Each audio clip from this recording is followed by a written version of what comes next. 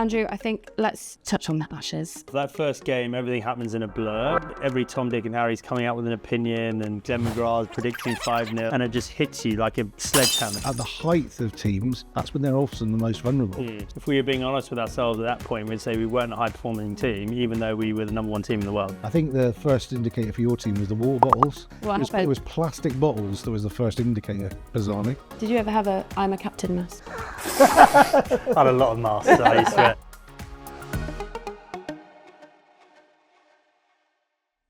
The Ashes are back. It's the biggest rivalry in cricket, full of history and drama. So who better to catch up with on the Lead Out Loud podcast than the last leader to win it down under?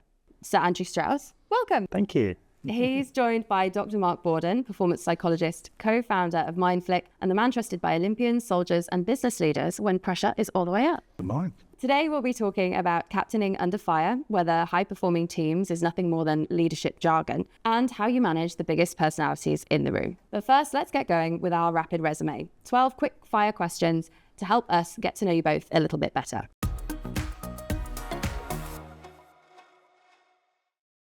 We'll start with you, Mark. Tea or coffee? Definitely coffee. Coffee. Emails or phone calls? Phone calls. Emails. Work from home or in the office? In the office. Work from home. Standing desk or sitting? Sitting. Sitting. Time for breakfast or on the go? On the go. Yeah, on the go. Messy desk or organised? Definitely messy. Yeah, that's two of us. Early bird or night owl? Both. Both. Can you have both? Permanently exhausted pigeon? Yes, Yeah. that's correct. Early bird for me. Planner or go with the flow? Go with the flow. Well, I'm going to join you on that. Take the risk or play it safe? Take the risk. Do a bit of both.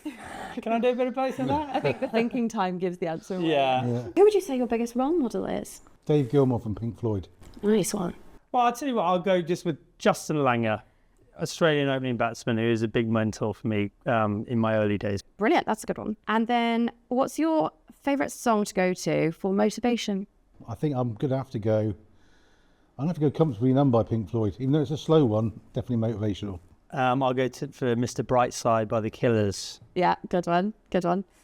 If you weren't doing this job, what would you be doing? Well, I'd love to be a guitarist in a rock band. Obviously, that'd be even though I've got no talent whatsoever. Well, before I started playing cricket professionally, I had just signed up for a graduate trainee program in an accountancy firm, so I'd probably be an accountant. Loving life right now. And this one we've added in the interests of now. So with the Ashes right around the corner, what's worse, the Aussie pace, the Aussie press, or the Aussie fans? The Aussie fans. No, I didn't. I tried not to let that stuff affect me so much. So I'd say the Aussie pace. Oh, the Aussie pace. Brilliant. So, okay, let's dive into actually a little bit more of a chat then. So, Andrew, I think let's touch on the Ashes. We've got to do it. You were the last man to take England to that victory in Australia. So when you look at the team and the current team getting ready now with Ben Stokes leading them out, what do you imagine will be going through his head in those first few days in Perth? Well, I think the game itself, that first game, everything happens in a blur. The hardest thing with the Ashes is just the big build-up. So there's this incredible kind of phony war that takes place for 2 weeks before the series starts. So, you know, every Tom, Dick and Harry's coming out with an opinion and Glenn McGrath's predicting 5-0 and the Aussie media gets stuck into you. And then in contrast to that, the early part of the tour is generally quite low key. And so you're just trying to keep, you know, out the way. And then suddenly you arrive at that first test match and it just hits you like a sledgehammer. And you're like, wow, okay, we've been talking about it for months and months and months. And now we're going to go and deliver it. And actually, England teams have generally been shocked by that sort of rapid increase in temperature, so to speak. And often we fluffed our lines in that first test match. So I think for Stokes, it's about making sure he's sort of mentally prepared himself for everything that's coming his way so that when the first ball is bowled, he can just concentrate on what he needs to do on the pitch, which is easier said than done. Yeah, of course. And I mean, what does that say about the sort of, what do we know about the pressure and the impacts of pressure? I think the opening test at the Ashes is probably, when you're actually there, it's definitely at the epicenter of pressure because it definitely feels like a cauldron. And you know about that. I know. I sort of got out third First ball ball. of the Ashes in 2010. So in terms of fluffing your line, Yeah. one that looked worse than me. Yeah. But I mean, always in sport, we say, you know, you have to keep things very simple and you have to focus on the things you've always done and focus on your processes. The challenge you've got, something like the Ashes, is that there's so much around it that sort of like, if you like, tries to get inside your bubble.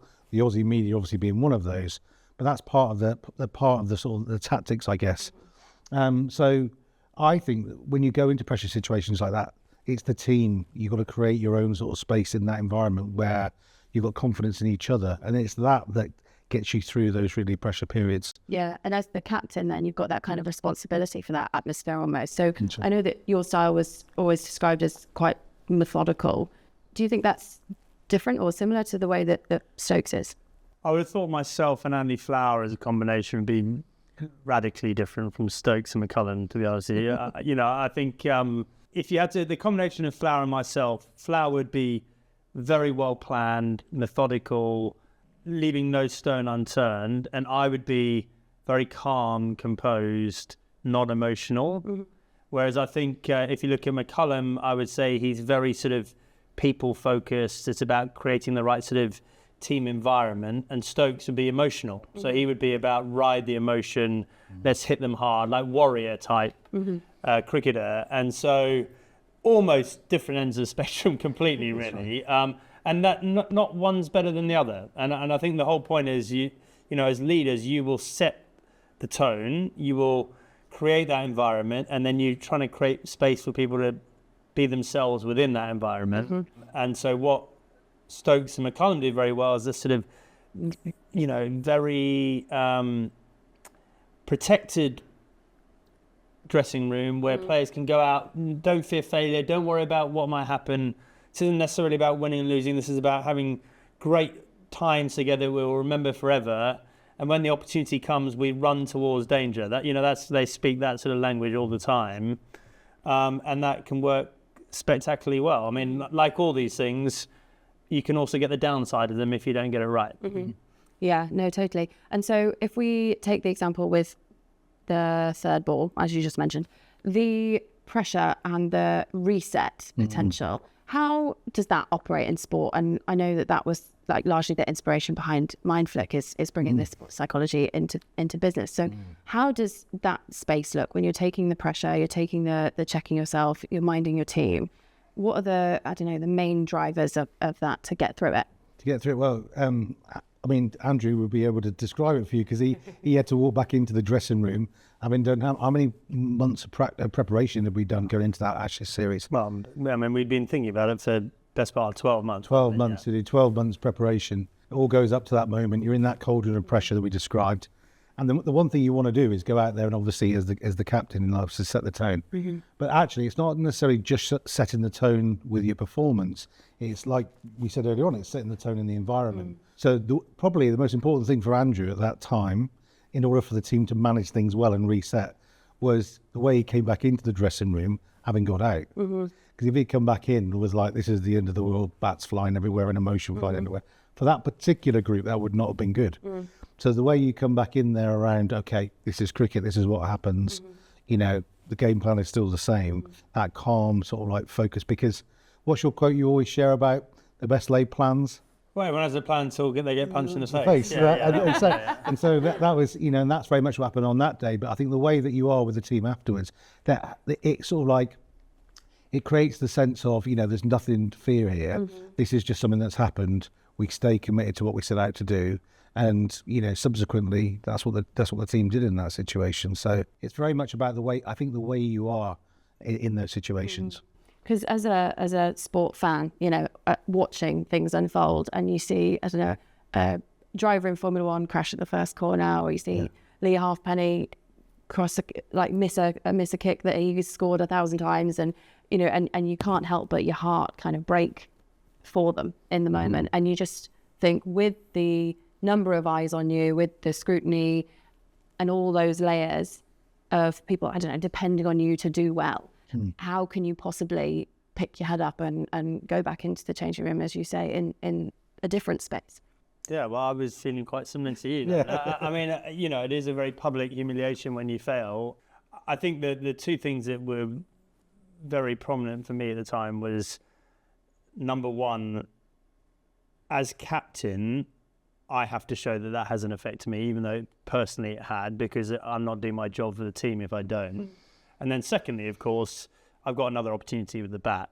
And so luckily in the second innings, I did went out there and got some runs. One of the things we did very well on that tour, Boards, you will remember, is we did a lot of what-if planning. So it was actually probably the most crucial component of the preparation for that tour was, let's think of all the things that might go wrong. And I think we talked about something similar to that, because remember the tour before, Steve Harmison had bowled the first ball to second slip. And so it was like, well, what if things do go pear-shaped in Brisbane and we don't hit the ground running? What are we going to do there? So none of this was a massive surprise. We didn't want to be in that situation, but we had semi-planned for it. I mean, in truth, sport has a horrible way of not going the way you expect it to. That's the beauty, but that's why we all tune in and watch it, right? Is because there's that unpredictable element of it, and you've got to be comfortable with that. And I suppose we talk about it all the time in Mindflick. Actually, the only way to be consistently successful is to be adaptable. Like, you have to appreciate that what worked for you yesterday probably won't work for you tomorrow. That's really interesting, because that team actually going through a load of what-if planning for a lot of teams, particularly like those that like to be optimistic, like to play in a certain way, or like to perform with all that sort of strengths-based, can-do attitude. To be able to sit in the space of, let's go through the scenarios where things could go awry, think about how we're going to come back from that, it takes a lot of discipline. And that's what really creates a flexible mindset. You want people to go into those environments ready to adapt, not ready just to execute exactly what they think is going to happen. So you have to think around what we call the mindsets at Mindflick, and stepping into prudent and actually sitting there and going, if this were to happen, what would we do, is so important. But if you're sitting there as someone that's incredibly optimistic and believes we need to go out there and play to our strengths and take it to them, to sit there talking about what we're going to do if we lose the first session, what we're going to do if we go 1-0 down in the series, that's sometimes a hard place to go, but you have to go there. You have to think right around the mindsets. And we probably experienced a load of those, didn't we, as actually happened. But we're ready for it, which was good. It's interesting that the idea about what-if planning, because I've heard that be associated with how people describe anxiety. You list all of the worst case scenarios that could possibly happen, and then that's what. So how do you stop from getting completely sucked into these list of worst case? Well, the problem that people have is that they go through the worst case scenario and then they stop thinking about it. So you've just got a list of all the things that will go wrong. The key is to actually go, and if that were to happen, what would we do? So then when it does happen, it's almost like that pressure, you're already halfway ready for it anyway. Where people make mistakes is they go, I'm going to what if plan, and they come up with 15 things that could go horribly wrong. And they go, right, that's that done. Yeah, they can't sleep anymore. But no, that's it. They're just waiting and looking for the 15 things that might go wrong. So the key thing is knowing what you do in that situation. So, because when you're under pressure, your brain is not going to be naturally in that super agile place to be able to formulate a new plan in that moment. You've got to have done a lot of the thinking up front. Yeah, totally. So, okay, with all of that in mind then, what are we expecting from the Ashes this time around? Well, I think this England team are going to land some blows in Australia. I think one thing that England teams often go over there full of expectation and hope, and they get smashed in the first test, and then it's a horrible catalogue of confidence draining through the players, the media getting on your back, the fans getting on your back, and by the end of it, you're a sort of shell of the team that you were when you arrived. I think this team's got enough experience, it's got enough strong characters. I think the way they play, they'll be resilient in that sense. Will they be good enough to win? I mean, I think that's a tough call. I mean, generally we don't win in Australia. In some ways, if we win 1 or 2 test matches, I think that's a massive step forward. But of course, if anyone in their team is talking like that, that would be disgraceful. Yes. They've got to go there with the mindset of, we're taking these guys on, we're not going to take a backward step. We're going to meet fire with fire. We're ready for everything that's going to come our way, and we're going to take them down. So, I think it's the best chance we've had for a long time.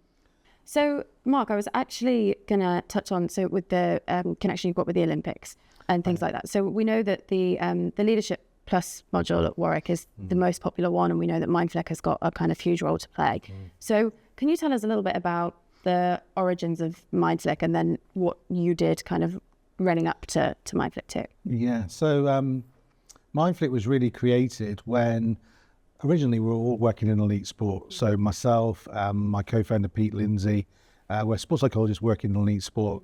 And we work in a combination of different environments. One was professional sports. So I worked with cricket with Andrew. Pete was working in professional football, Man City. But we also are sort of like longer term project. We were dead lucky that we were working as sports psychologists in the English Institute of Sport when we won the Olympic bid. Now, what was fascinating about that was that all of a sudden funding came into the English sport, and all of a sudden sports science became a very, very real thing. All teams wanted to get ready because they knew that home games is either going to go one way or the other. The pressure is either going to make people perform brilliantly well, or it's going to break us. And we know with our media, they get behind you they get behind you or get into you pretty fast. Yeah. So we did an awful lot of work on how you prepare the individuals, the leaders, the teams, and the athletes to get ready for home games. And of course, obviously, the home games went incredibly well, and it was all brilliant. But on the back of that, Pete and I were sort of sat in the Olympic Village afterwards when all the dust was settling, and we were really reflecting back on what are the things that really made the differences. And what we really realised was it was rarely the massive interventions that we put in place, the 12-month pressure training program or whatever. It was often the small little things, the little interventions that you did, those little conversations delivered in the right way at the right time. And we sort of recognised that wouldn't it be brilliant if you could actually do that more on scale?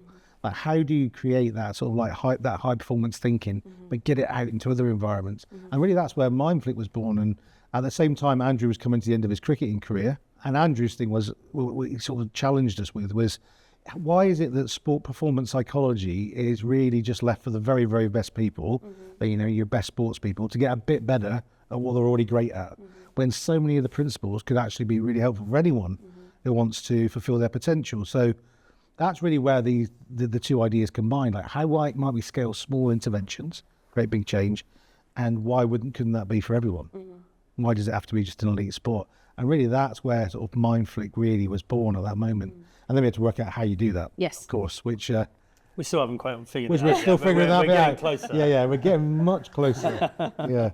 So I'm quite interested to pick up on the concept of a high-performing team, because I think that is a phrase that is possibly thrown around a little too much and used maybe even too broadly across all sorts of different teams for all sorts of different settings. So if you were to define it first off, how would you define a high-performing team?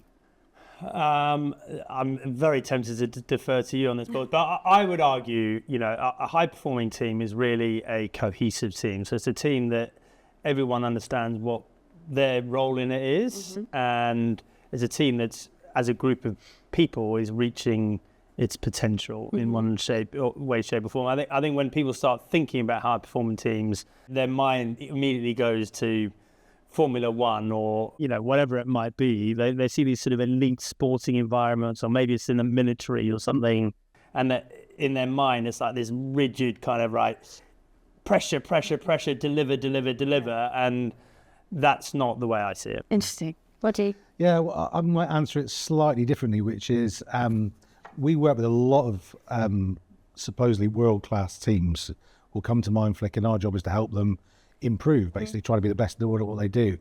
But our measure is, when people come, they often ask us, are we a high performance team? Like, you work with loads of different teams, from business, from sport, etc. Are we high performing? And I always say to them, you're asking completely the wrong question.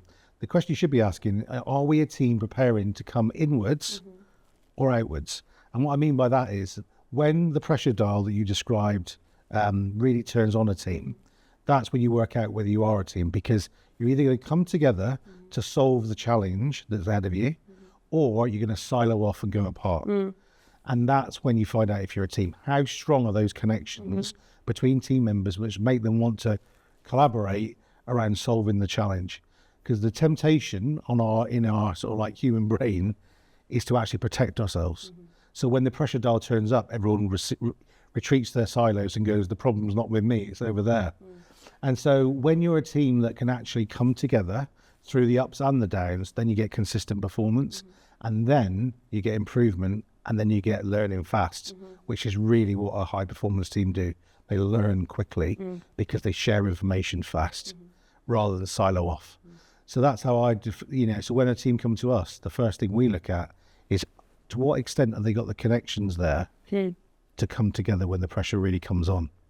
I like that idea of connections, because I think in the first instance, you're quite right. You go straight to elite sport and you think high performance elite sport. And then on the other side, if we took both of your alternative jobs, for example, if you were an accountant, it would be, are you hitting all of your targets, and would you be selling out all of the arenas? But it's quite results driven, isn't it, in the kind of common use of the word typically? Yeah, but I think results are a really bad indicator of high performance teams, because teams will come to us and they're doing brilliantly well. But actually, if you actually look at team performance as the connections we have, so that we're having the right kind of conversations in the right moments, sometimes your results can mask not being a good team. So everyone thinks we're a great team because we're winning, and then all it takes is you to lose to see those ropes just get split off. So results aren't always a great indicator. You're much better off at looking at below the surface from results. Of course, it's great when the results are going well, but at the height of teams, that's when they're often the most vulnerable. It's definitely when your team was probably its most vulnerable, right? Well, I think we got to the number one team in the world, and I think the 6 months leading up to becoming the number one team in the world, you could tell things were off.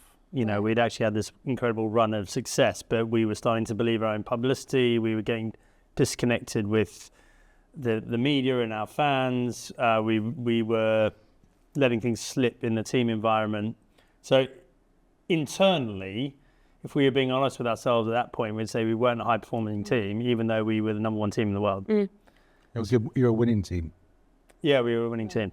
Yeah. So what do you do then as the captain in that dynamic? Well, I think what we didn't do well enough at that point is catch it early. Right. I think we let the results sort of allow us to just let it drift, and obviously on reflection that sowed the seeds around downfall. I personally feel like the very strong sporting or team environments, they measure themselves on how we do things around here. This is how this environment works, and that is a non-negotiable. And that might mean about how we interact, how we talk to each other. It might mean around how we operate. What do we feel is appropriate and acceptable in this environment? What don't we? And that is just non-negotiable. You keep doing that, whether you're winning, losing, whether it's sunny outside, whether it's rainy outside, etc., etc. And so it's a bit easier said than done to keep that going. But the environments that really sustain themselves for long periods of time, I think that's what they do. Because when you're winning, you tend to get cultural drift. That sounds a bit, but put it in the same category as your high-performing teams. But you tend to get drift where the little things start creeping into the environment, but people ignore them because you're winning. Yeah, comfortable. It's all comfortable, and all of a sudden it feels pedantic to say, like, all of a sudden we're late for meetings. Yeah. Or people are wearing different kit than we should be wearing, or someone's late for the bus. All these things that are just they feel pedantic because everything's going well. Why do you want to upset the apple cart? But actually, they're the small things that are the indicators of the massive things. And actually, you've got to catch them early. We call them like broken windows. So the first window that breaks, you've got to mend it fast, because else, all of a sudden, it starts to creep in lots of different other areas. I think the first indicator for your team was the water bottles. Yeah, plastic. It was plastic bottles that was the first indicator, bizarrely. Yeah, I mean, we had a sort of team charter thing, and one of the things we said is like, don't treat this team as a lease car. If you've got a lease car, you leave rubbish everywhere and you don't care about it, and you scuff the alloys and all that sort of stuff. And so we had this sort of we took a lot of pride in when we went to do our practice in the net sessions, you'd have all your sort of, isotonic drinks and your water bottles everywhere, and that we would individually just pick them up and put them in the bin when we left. And I remember that summer, 2011 summer, we left the nets, and one of my teammates, Matt Pry, came up to me and went, have a look at that. And they were like 12 or 14 water bottles just left by the nets. And it was like, And up until then, it had been standard practice. It just drifts in, respectful, it drifts in. You're not focusing on it. And, we always had one of our members of staff, Mark Saxby, always used to make sure that they were tidied up. So he was at the sort of last resort for these things, but he shouldn't have been doing it. And so it was just a little sign, wasn't it? There's a broken window, as you described it. That's right. Yeah. And what does that look like in a business then, if you're taking that from the plastic bottles by the net? Well, it is just like the little things. Once you've worked out, like, kind of how do I agree what we do around here, it is noticing just the little things that are, it can be something as simple as, it can be just like if you've got the principle of we start our meetings on time. Apologies for being late today, by the way. But if we start our meetings on time, that you don't let that, that you acknowledge that. It is little things like that if you say that's what we do and then we don't do it, then all of a sudden now our culture doesn't mean anything. Because so someone has to vocalize that. Someone has to say, actually, like, not in a bad way, but you have to acknowledge it, because the moment you ignore it, that's what you can see. There'll be 10 things you don't see that will be the same, and that's the No, I didn't want to stop you mid-flow. No, I was just trying to make a point once you finished. I thought you actually had some miracle thought there, like a eureka moment. Well, the thought I did have was the one thing I wouldn't want people to take away is that a good high-performing environment has reams and reams of rules and regulations about what you should be doing, what you shouldn't be doing. That you're always looking around your shoulder going, is someone spying on me? Actually, the job of the leader is to set that tone about and engage people in this process of, this is how we want to run this team, and this is how we want things to operate around here. And it might only be 2 or 3 things that are important. But you've got to make sure those 3 things keep going, because otherwise there's no point in having the conversation in the first place. So, I just think, I worry that people take away and go, that sounds restrictive, and that's not giving me any space to be myself within this team environment.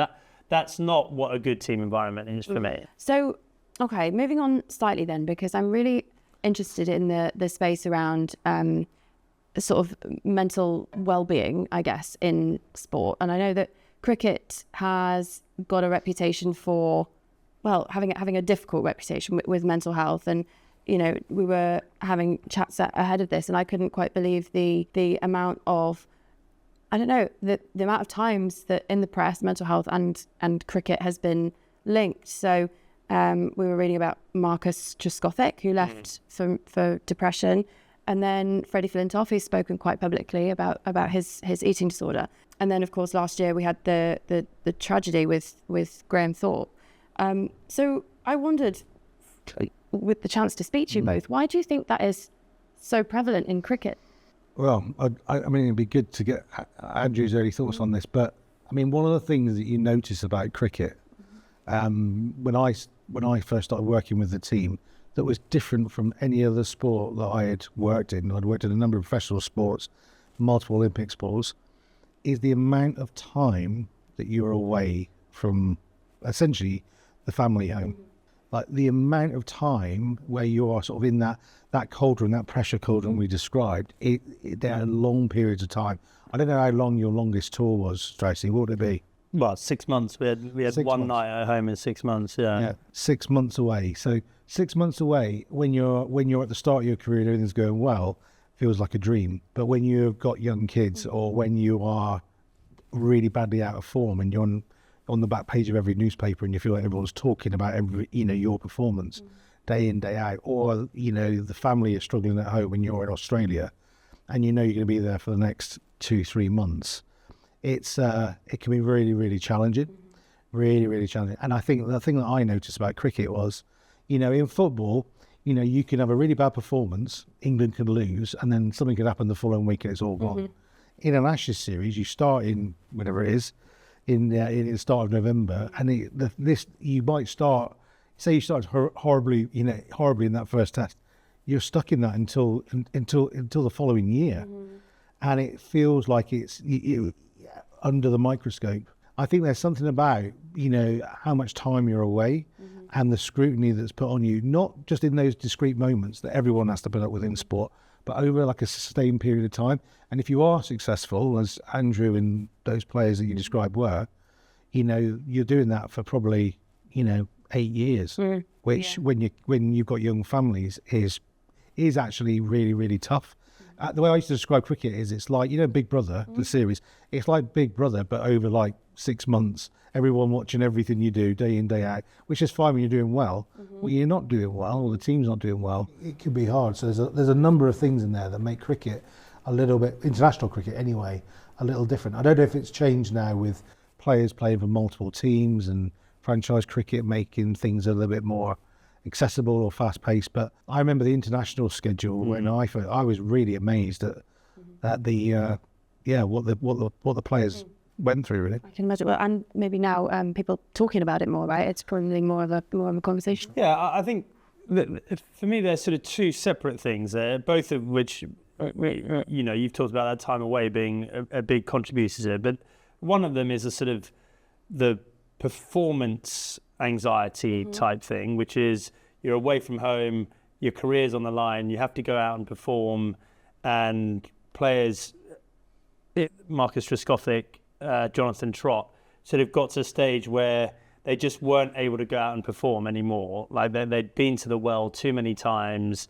they were getting more and more agitated by the pressure that goes with performing. So that's one side of it. And then of course the other side is you're on tour for 6, 7, 8, 10 years, your teammates become your surrogate family, you're suddenly cast aside, and for a lot of people there's not much left. You're like, you find yourself in this horrible sort of pit of depression of, I used to be someone once and I was part of that, and there's my family and they've buggered off, and here I am left alone. And often, because you've been away from your real family for so long, you're divorced and whatever. So I think a lot of cricketers have struggled post-career. A lot of sports people have struggled post-career. And then I think there's some unique elements of the game of cricket which makes it hard when you are performing, because you're on tour for so long. You just can't get out of the bubble. That's the thing. You can never get out of the bubble, and it sort of just eats away at you constantly. And I think it is, of course, this is all sport, right? It's not just cricket.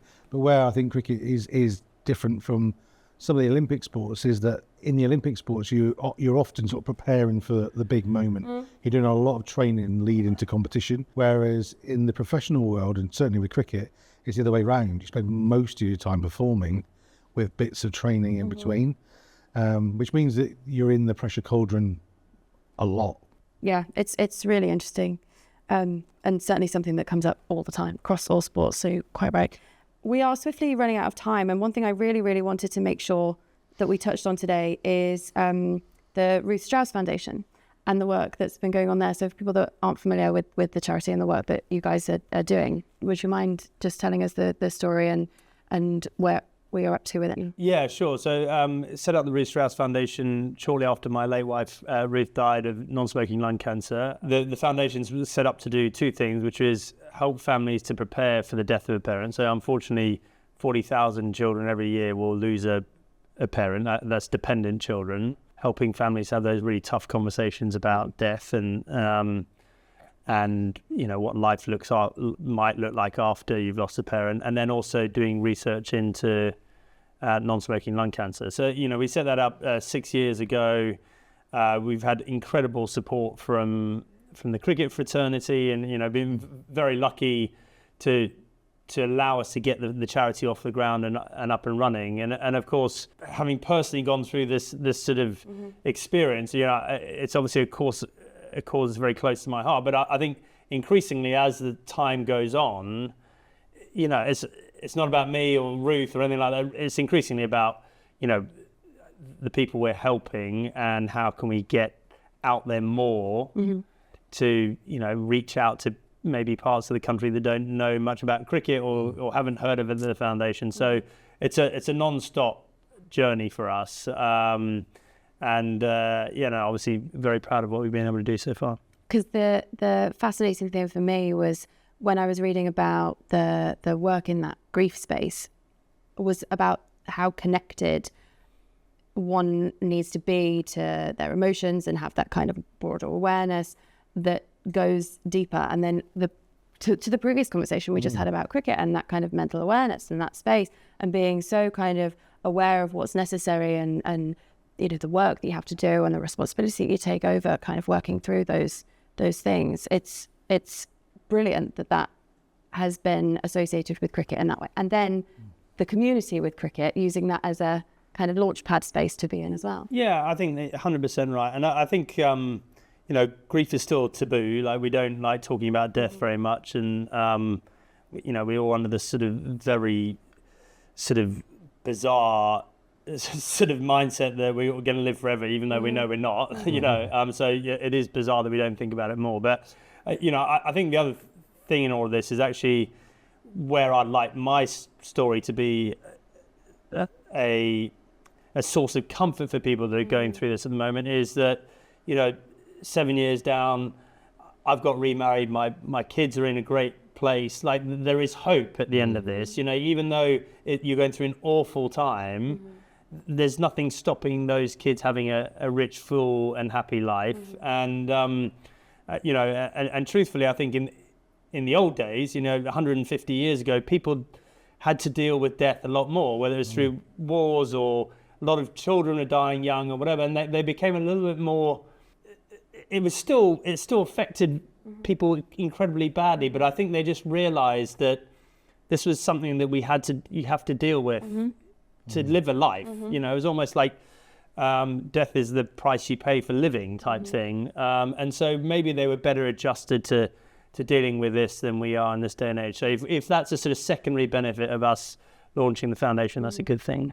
Yeah, no, absolutely. And what would you say about that space and the community that the charity operates in? Yeah, no, it's been really sort of inspirational. We've been lucky enough to team up with the Ruth Strauss Foundation, and I think the thing that's so powerful is encouraging people to step into that space, to be able to have those conversations, which is hard to do. And I think giving people permission to do that. I know, Andrew, you had the benefit of having that support through Ruth, and giving other people the chance to do that. It comes back to a similar thing that we talked about before, right? Which is making things that weren't always accessible to everyone more accessible, so that people can step into that space and work through that, which must be really, really hard. But it's fantastic the work they're doing there.